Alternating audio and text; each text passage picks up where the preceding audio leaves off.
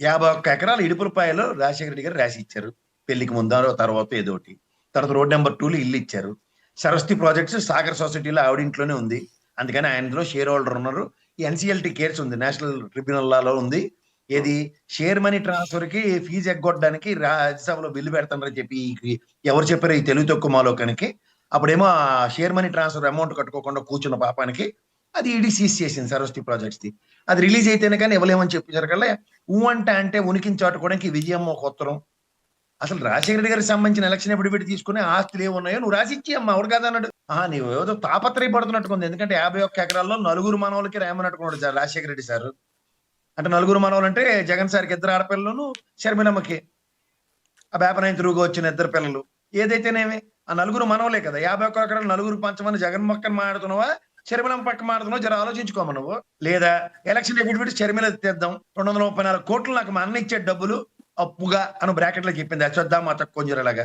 ఈ రోజు దాకా జగన్మోహన్ రెడ్డి నాకు డబ్బులు వెనక్కి ఇమ్మంటాడని ఏ రోజైనా ఆ మాట చెప్పావు మాకు? ఏ అన్న చెల్లికి 234 కోట్లు ఇచ్చేసాడు సార్ అన్న? చెప్పండి చెల్లికి. ఇన్ని రాఖీలు కట్టి ఉంటారు మీకు కూడా, మీ అక్కలు చెల్లెళ్ళు ఎంత ఇచ్చి ఉంటారు ప్రాణాలకు తెగించి మీరు? పోనీ ఇదంతా ఒక ఎత్తు. మనం వాళ్ళ కోకిలాబేన్ గారి దగ్గరికి వెళ్దాం. పెద్ద ఆవిడ, పెద్ద అంబానీ గారి భార్య. పెద్దోడు ప్రపంచ కుబేరుడు అంబానీ. రెండో అంబానీ గారు ముష్టెత్తుకుంటూ బ్యాంకులను ముంచుకుంటూ తిరుగుతున్నాడు. ఈ కోకిలాబేన్ ఇలా మా విజయంలో మైకెట్టుకుని బయటకు వచ్చి, అరే బాబు నువ్వు ఇన్ని ఆస్తులు సంపాదించి అందులో సగం వాటా చిన్న అంబానీ గడికి ఇచ్చానేమని చెప్పిందే. ఎవడు సంపాదన ఆడితే కదా, ఎవడు కష్టం ఆడితే కదా, ఎవడు ట్యాక్స్ ఆడే కడుతున్నాడు కదా, ఎవడు జైలు ఆడే అని పోయాడు కదా. ఇందులో ఏ లేదట కానీ వాటాలు మాత్రం మొత్తం ఇచ్చేయాల. యలహంక ప్యాలెస్ సైతం ఏమి రాజశేఖర రెడ్డి గారు మాట్లాడిన మాట్లాడి ఎవరికి జ్ఞాపకం లేమనుకుంటారా? మీరంటే తెంగర బతుకులు బతుకుతున్నారు కాబట్టి మీకు బుర్ర జ్ఞానం లేకుంటే చిలక్కుని పెట్టుకుని తిరుగుతున్నారు. ఏం షర్మిల నీకు తెలీదమ్మా? రాజశేఖర రెడ్డి గారు సాక్షి పేపర్ పెడితే మన పార్టీకి అంటే ఆనాటి కాంగ్రెస్ కి పేపర్ అవసరమా? మా అబ్బాయి ఎవడ మాట వెళ్ళలేదు పెట్టుకున్నాడు. ఈ మాట అన్నాడు. విత్ రికార్డ్స్ నేను ప్రూవ్ చేస్తా. యలహంక ప్యాలెస్ కి సందర్శనార్థం చూసుకుని వచ్చి ఏ రోజు కూడా ఎలక్షన్ అఫిడవిట్ లో నేను యలహంక ప్యాలెస్ నేను కట్టినని ఆయన ఎప్పుడు డిక్లేర్ చేసుకోలే. అది జగన్మోహన్ రెడ్డి గారు కట్టుకున్న ఇల్లనే ఆయన ఎప్పుడు ఒప్పుకున్నాడు కూడా. నీకు ప్రాబ్లం ఏంటంటేనమ్మా, ఇల్లరికం అల్లుడు కాబట్టి ఇంకా అన్న సన్నిధానంలో శాత తీర్థం అంటే మీ అమ్మని నీ దగ్గరే పెట్టుకున్నావు. ఎవడైనా హిందూ సాంప్రదాయంలో తల్లి కొడుకు దగ్గర ఉంటది. ఇల్లరికం కాబట్టి నీ దగ్గర అల్లుడి దగ్గర ఉంటుంది. ఆవిడ బాధను ఆవిడ అర్థం చేసుకోగలడు. అంటే ఆ భారతం మీద పడిపోతారు. దేనికి పడిపోతారో మీకే తెలియదు. సార్ అయితే ఈ లెటర్ ఫేక్ అని అన్నారు చూడండి. ఫేక్ అంటే ఇది విజయమ్మ గారు రాసింది ఫేక్ గా సృష్టించారా, లేదంటే అసలు లెటర్ కంప్లీట్ విజయమ్మ గారు రాయలేదనుకోవాలా? రెండవది పుట్టా మహేష్ గారిది డైవర్షన్ చేయటానికే దీన్ని తీసుకొచ్చారు అనేది చెప్తున్నారు. ఓకే, తిరుపతి లడ్డూకి సంబంధించింది కూడా. సో ఓవరాల్ గా డైవర్షన్ పాలిటిక్స్ ప్రజెంట్ నడిచే పరిస్థితులు అయితే పెద్దగా ఏం లేవు. ఎందుకంటే these are old strategies. Diversion politics అనేవి ఇవి completely old strategy. Right now ఈ క్షణం ఏం జరుగుతుంది అనేది సోషల్ మీడియాలో అందరికీ తెలుస్తున్నటువంటి పరిస్థితి. ఇలాంటి స్థితిలో కూడా డైవర్షన్ పాలిటిక్స్ చేసే పరిస్థితి ఉందంటారా? ఇక్కడ నేను 2 సంతకాలు చూపిస్తున్నాను విజయమ్మ గారు, మీకు కూడా ఫార్వర్డ్ చేశాను. వెనకతలు వేయండి, డిస్ప్లే చేయండి, తెలుస్తుంది. ఈ 2 సంతకాల వేరియేషన్స్ మీకు తెలుస్తాయి. ఎందుకు గాబరపడిపోతున్నారు వాళ్ళు, దేనికి గాబరపడిపోతున్నారు? అసలు ఆ లాయర్ ఎవడండి నాకు అర్థం కాదు. అది కదమ్మా, నేను మీ ఆయన ఆస్తి నీకే వర్తిస్తుంది, నువ్వు వీలునామా రాయమని చెప్తాడా? పబ్లిక్ డొమైన్ లో లెటర్ రిలీజ్ చేస్తాడా?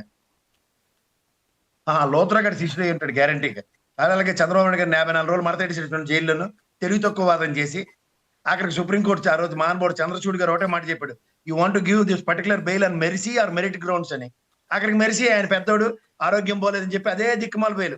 ఈ చెట్టు కింద ప్లేయర్ ఎవడో ఉంటాడు నోటరీ చేసుకుని ఆయన పంపించిన 3 రోజు చంద్రబాబు గారికి బెయిల్ తీసుకొచ్చింది. అది వాళ్ళు తెలివితేటలు. ఓకే, సో కంప్లీట్ గా ఫేక్ లెటర్ అంటారు. ఫేక్ కాకపోతే ఏమో సార్, కామన్ సెన్స్ యూజ్ చేద్దాం మనం. ఇప్పుడు ఆవిడకి she had her own description. Vijayamma గారు ఎవరు అవునన్నా కాదన్న రాజశేఖర రెడ్డి గారు గౌరవ పత్ని ఆవిడ. Happen to be a wife, legal heir. Rajasekhara Reddy గారి ఆస్తులే, ఆయన అయితే వీలునామా రాయలేదు ఎక్కడ. ఆయన ప్రతి ఆస్తి మీద సర్వ హక్కులు విజయమ్మ గారికి తప్ప ఇంకెవరికి ఉండవు. ఆవిడ ఇవాళ ఆ కెపాసిటీ రాయమనండి. ఎవరైనా కాదంటారేమో, నేనే మాట్లాడుతాను, నేను కూడా లా చదివిన ఖచ్చితంగా చెప్తాను. నేను ఇందులో ఏముంది కాంట్రడిక్షన్? నోటరీ చేసి లెటర్ రిలీజ్ చేస్తాడండి ఎవడన్నా? ఓహో వీళ్ళకి అలవాటు అయిపోయింది. అలా నోటరీ చేసిన వీలునామాని దొంగతనం చేసి తీసుకురమ్మని దస్తగిరి గడికి సునీతలు ఆయన పంపించారు కదా పెద్ద ఆయన చంపేయడానికి. అది అలవాటు పడిపోయి అదే మోడస్ ఆఫ్ ఆపరేండి. నువ్వు గమనించుకోండి, వాళ్ళది ఒకటే దిక్కుమాలది ఉంటుంది. ఆ పాత సినిమాలో కాంతారావు గడికి ఏడు చెప్పినా కత్తి యుద్ధమే చేస్తాడు, యుద్ధాలకి డైనమేట్లు పట్టుకొచ్చినా కత్తి యుద్ధమే చేస్తాడు. అదే వీళ్ళ యుద్ధం, వీళ్ళ తంత్రం అదే. ఆడపిల్లలతో రాజకీయం చేయడం, 2 రోజులు చర్చనీయాంశం చేయడం, చెల్లికి అన్యాయం చేస్తారని ఏడుచుకొని సావడం. ఆ దిక్కుమాల సాలనప్పుడు అదే. ఆ పేపర్ వాడికి ఇంకేం వార్త రాయడానికి ఉండదు, ఆ ఛానల్లో డిబేట్లు ఇవి తప్ప ఇంకేం ఉండవు. సార్ చివరిగా ఒక్క ప్రశ్న, ఈ లెటర్ కి సంబంధించి రాచమల్లు శివప్రసాద్ రెడ్డి గారు రెస్పాండ్ అయ్యారు. సో ఇలా న్యూస్ డిబేట్లలో వైసీపీకి సంబంధించినటువంటి కొంతమంది కార్యకర్తలు రెస్పాండ్ అవుతున్నారు, లేదా అధికార ప్రతినిధులు రెస్పాండ్ అవుతున్నారు, లేదా మా లాంటి వాళ్ళు, మీలాంటి వాళ్ళు, రాజకీయ విశ్లేషకులు, దీని మీద మనం ఇంతమందిని చర్చిస్తున్నాం కానీ జగన్ గారు బయటకు వచ్చి ఈ లెటర్ గురించి ఒక్కసారి కూడా మాట్లాడినటువంటి సందర్భాలు అయితే కనిపించట్లా. ఎందుకని జగన్ గారు మౌనం వహిస్తున్నారు?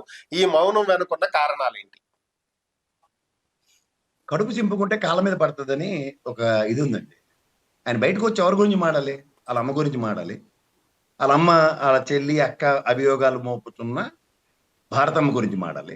లేదంటే వాళ్ళ చెల్లెళ్ళు ఇద్దరి గురించి ఆయన మాడాలి. ఎవడైనా సరే, నేనైనా మీరైనా మన చెల్లి అమ్మ గురించి మాడతాం బయటకు వచ్చి.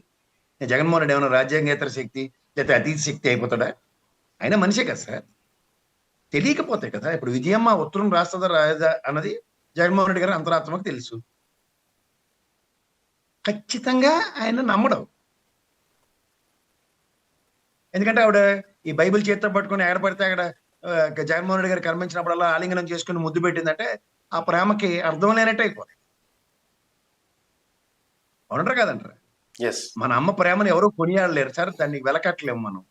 కానీ అమ్మ ప్రేమని డబ్బులతో వెలకట్టడానికి జగన్మోహన్ రెడ్డి అయితే సిద్ధంగా లేడు. కానీ కొడుకు ప్రేమని, చెల్లి ప్రేమని కలపడానికి డబ్బులతో వెలకడుతుంది విజయమ్మ అంటే నేను మీరు నమ్మొచ్చేమో, కానీ జగన్మోహన్ రెడ్డి నమ్మడు. ఇది ఎందుకు మీరు గమనించట్లే? ఇప్పుడు మనకన్నా మనందరికన్నా జగన్మోహన్ రెడ్డి గారికి విజయమ్మ గారి గురించి ఇంకా ఎక్కువ తెలుసు కదా. ఎగ్జాక్ట్లీ. అందరూ చిన్నప్పటి నుంచి కోతి పనులు చేస్తున్న షర్మిలమ్మ గురించి ఇంకా ఎక్కువ తెలుసు కదా. ఏ రోజున రాజశేఖర రెడ్డి గారికి విజయమ్మకి మనశ్శాంతి ఇచ్చిందే ఆవిడ? అన్ని తెలిసిన ఆయన ఈ విషయంలో కూడా నేను కూడా రెస్పాండ్ అయ్యా, మా అమ్మకున్న ఆపాటి మనశ్శాంతి కూడా నేను ఇవ్వలేకుండా చెయ్యాలా అన్న కాన్సెప్ట్ లో ఆయన ఆలోచించలేడా? ఎందుకంటే షర్మిలమ్మ గారు మొదటి మ్యారేజ్ తెలియదు ఆయనకి. ఆవిడకి నేను మేనమా, ఈడికి కాదా? విజయమ్మ గారు తమ్ముడు అంటే జగన్మోహన్ రెడ్డి గారికి కూడా మాయే కదా. అక్కడి నుంచి జరుగుతున్న ఏమి ఆయనకి ఏమీ తెలియకుండా ఉంటాడు ఆయన. ఇవన్నీ దృష్టిలో పెట్టుకుని మనం చాలా ఈజీ సార్ స్టేట్మెంట్లు ఇచ్చేయడం. జగన్మోహన్ రెడ్డి గారు ఎందుకు ప్రతిస్పందించారు? గుప్పడా ఇదే ఫ్యామిలీ ఎవడన్నా బయట ఇప్పుకుంటే. ఇప్పుడు షర్మిలకు ఒక పిచ్చి పని చేసిందని చెప్పి అదే పిచ్చి పని ఎంటైర్ ఫ్యామిలీ చేస్తారు. ఎందుకు? రాజశేఖర రెడ్డి గారి సిస్టర్స్ ఉన్నారు, విమలమ్మ గారు, అలాంటి పెద్దవాళ్ళు. ఏం మాడుతున్నారు ఆడపిల్లలు ఇద్దరి గురించి? వీళ్ళకి బుర్ర పోయిందనే విషయమే మాడుతున్నారు కదా. తెలివి ఉండే పని చేస్తున్నారు, తెలివి తక్కువ పనులు చేస్తున్నారు అన్న కోణంలోనే మాడుతున్నారు తప్ప వీళ్ళకేమి మెచ్చి మేకతో లేయట్లేదు కదా వాళ్ళు. అంత దాకా ఎందుకు సార్? మనమే మనకున్నంత చిన్న బుర్రతోనే మనం చెప్తున్నాం విజయమ్మ గారికి ఉన్న కెపాసిటీ. పోనీ ఇప్పుడు ఈ వివేకం సార్ లాగా ఆయనకి ఏమి ఇబ్బంది లేదు కదా విజయమ్మ గారికి. ఆయన ఇబ్బంది పెట్టినట్టుగా విజయమ్మని ఇబ్బంది పెట్టలేదు కదా, వాళ్ళ దగ్గరే ఉంది కదా ఆవిడ. ఇంట్లో కూర్చొని వీళ్ళమ్మ రాసిమ్మ నా పేరు మీద అంటే కాదంటది ఆవిడ. రాసిమ్మనండి, దాని మీద జగన్మోహన్ రెడ్డి గారు ఏమైనా ప్రతిస్పందిస్తే అప్పుడు మాడదు. ఓకే, థ్యాంక్ యూ ప్రసాద్ గారు. ఈ అంశాల మీద విశ్లేషణ అందించినందుకు ధన్యవాదాలు.